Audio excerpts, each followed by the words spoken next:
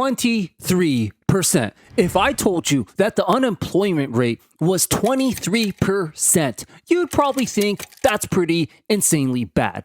And you'd be absolutely right to think that. But it's actually even worse. Much, much worse. You see, this 23% unemployment rate that I'm talking about isn't for the general population here. It's not even for recent college grads in general, who've always traditionally had higher unemployment rates as they're just entering the job market. This is the unemployment rate for recent Harvard MBA grads. That's right.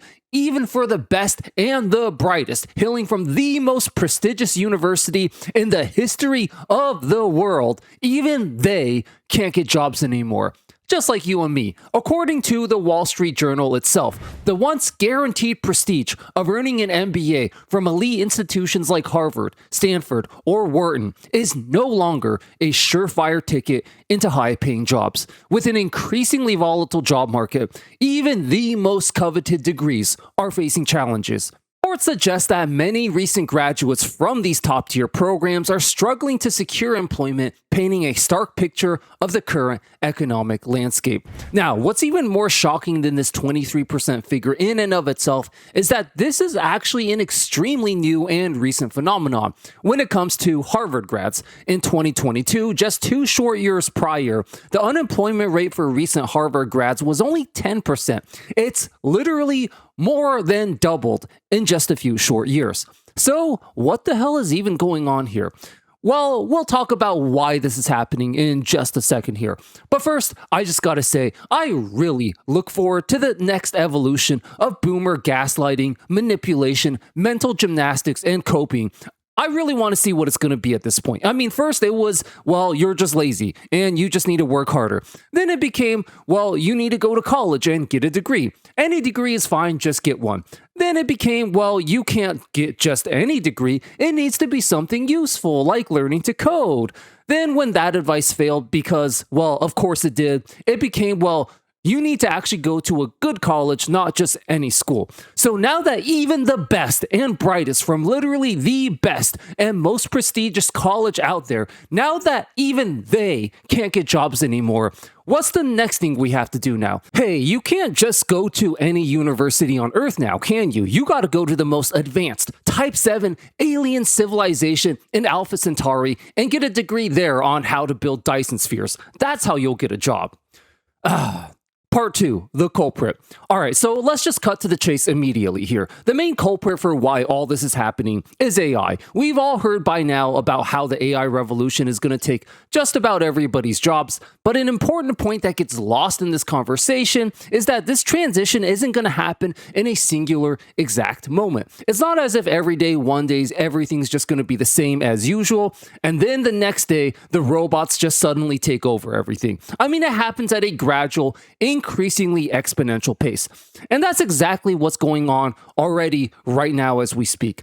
Certain jobs and demographics are going to be affected sooner than others. And the reality is that entry-level white-collar jobs are going to be, and already have been, first up on the chopping block. Now, I want to quickly address a counterpoint that I often see in these AI discussions. A lot of people are saying that these layoffs aren't real, that AI is still horrible, makes a ton of mistakes, and that these layoffs are just tech CEOs trying to hype up their product right now.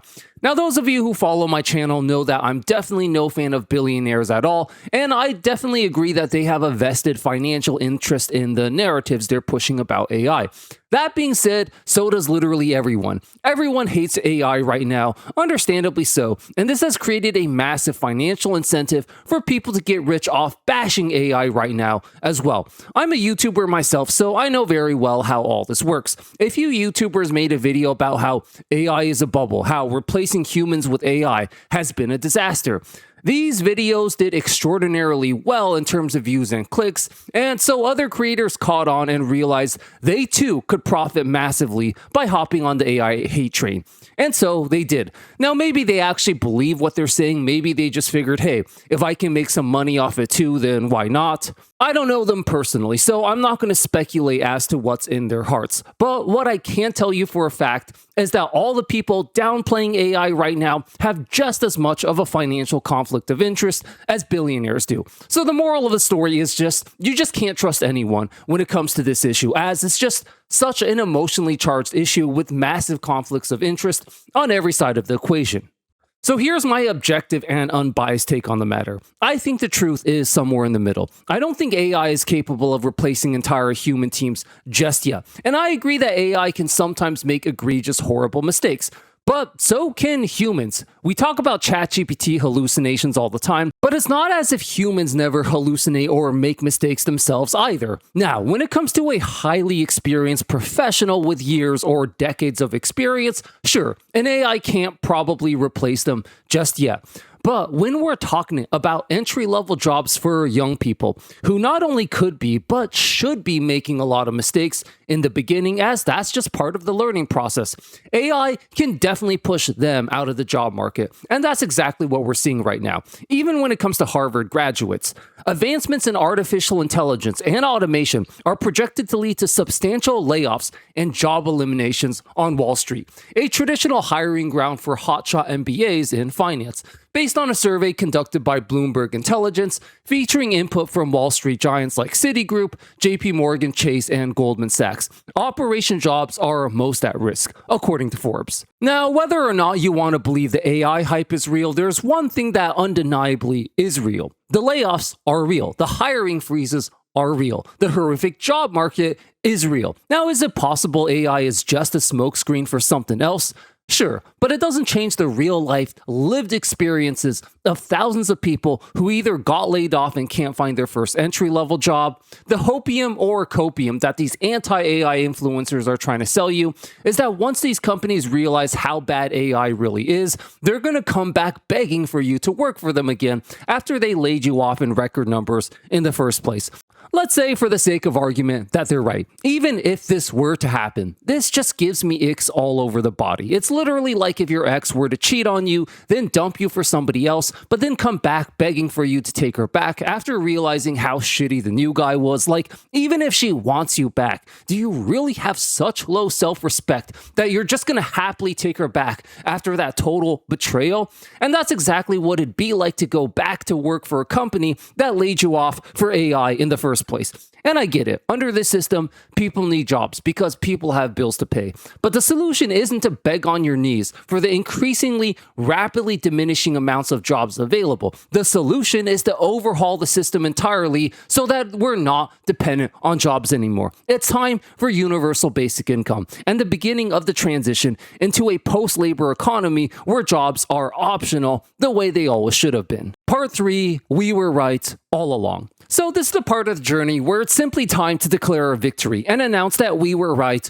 all along. Of course, we already instinctively knew this even a long time ago, but this story about how even Harvard grads can't get jobs anymore, to me, is just indisputable, undeniable proof at this point. Like, this moves the needle from 99% to 100%, which is actually a pretty big deal. There's literally no more room to be gaslit, manipulated, and lied to by boomers anymore. They can no longer tell you to just work harder, study more, or go to an even better school, or get an even better degree. Because Harvard is the absolute apex peak of academia. There is no level beyond it, not on this planet anyways. To get an idea of just how ridiculous this is, Harvard's acceptance rate is only 3.6%, which is already insanely low as you'd expect. But then you have to keep in mind that on top of that, it's very, very few people who even bother applying for Harvard in the first place. Pretty much only the highest achieving students with 4.0 GPAs and tons of advanced classes under their belt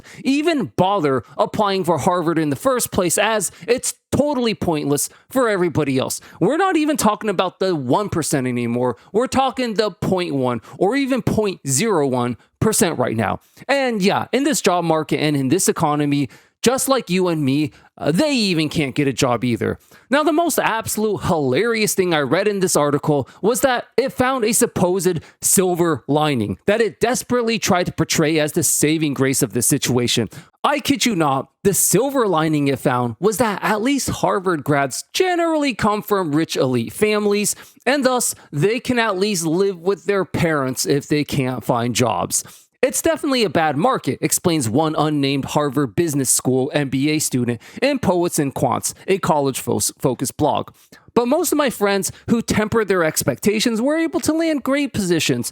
HBS students are self-selecting out of certain jobs that may be seen as a step down from their roles before the MBA, despite them being perfectly great, well-paying jobs. HBS students tend to come from wealthier families and backgrounds that can stomach a few months of unemployment. Harvard's placement numbers trail every M7 peer, including Stanford, Columbia, Northwestern, and University of Chicago. We don't have jobs because we don't need jobs. Sounds like something an MBA student would say before a lecture on circular reasoning. Yes, you actually read that right and heard that correctly. This was basically a very diplomatic way of saying Harvard business students tend to come from wealthier families, so they can afford to live with their parents for longer.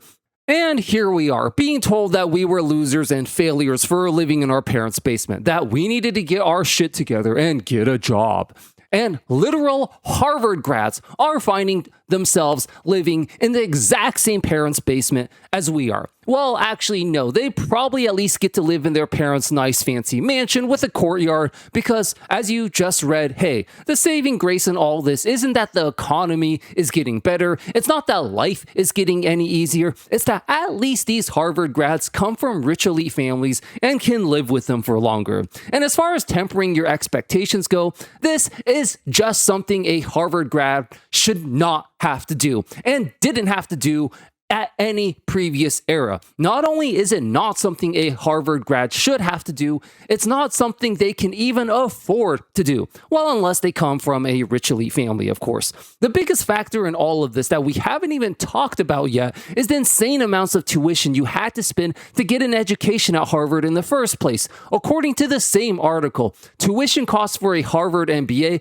cost over $115,000 per year. Don't let any of these delusional boomers gaslight you into believing any of this is normal or the way it's always been. Even when I was growing up as a millennial, it was widely known that if you went to Harvard, you'd be getting job offers left and right well before you even graduated. If you spent your whole life studying, getting the best grades, getting into a university as cutthroat and competitive as Harvard, spending six figures on tuition alone, you are not only entitled to, you literally can't even afford to take anything less than the high-paying career you were promised for making all these sacrifices. And if the system can't deliver on that, the best solution the system has to offer is that, hey, at least as a Harvard grad, you can live with your rich elite parents for longer. Well, then maybe it's time to burn the whole system down and let it crash so that we can finally build something better. And the crazy thing is, Gen Z right now is in an extremely dangerous, vicious, and revolutionary state of mind right now as we speak, and they might just be in perfect position to do exactly that. We explore this more in this video right here. Check it out. I'll see you there. Thanks for watching.